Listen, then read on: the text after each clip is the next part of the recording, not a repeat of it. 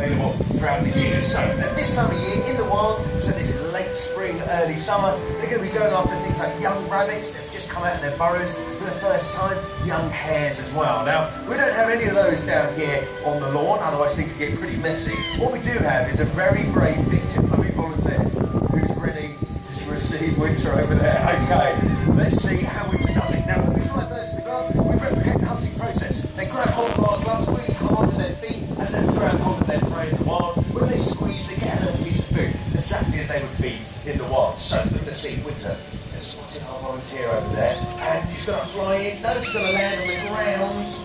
That's not what you're supposed to do, Winter. Going to show how she hunts off the ground. There she goes, burning up speed with every beat of those wings. And the last minute, what she does is striking her guard. It's very interesting. You won't have seen it because it happened so quickly. But in the second before she strikes, she pushes down with all the strength she has in her legs. She kicks as hard as she can. And that means, on average, birds of prey's feet travel about 50% faster than the rest of the birds. So if she's got a bit of a tailwind, she might top 40 miles an hour. The force of her impact will be all the way up at 60 miles an hour. Very impressive, because that's what drives those talents home and ensures she makes as clean a kill as possible.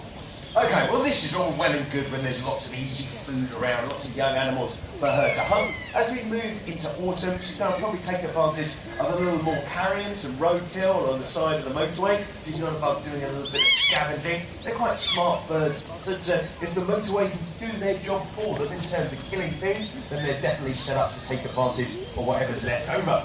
When we move into the deepest, darkest parts of winter, though, they're going to have to find another foodstuff. Now, during this period in our year, lots of birds of prey sadly starve to death. It's a really tough time to survive. Not so the buzzard. Why is that? Well, what they've learned to do is to rely on a rather strange food source, and that, everybody, is earthworms. Now, you might be wondering how a great big buzzard like Winter here manages to get a worm out of the ground. Well, they've developed some very unusual behaviour. As some of you may know, on rainy days like the one we're having today, worms come up to the surface of the earth to get a bit of a drink and rehydrate themselves.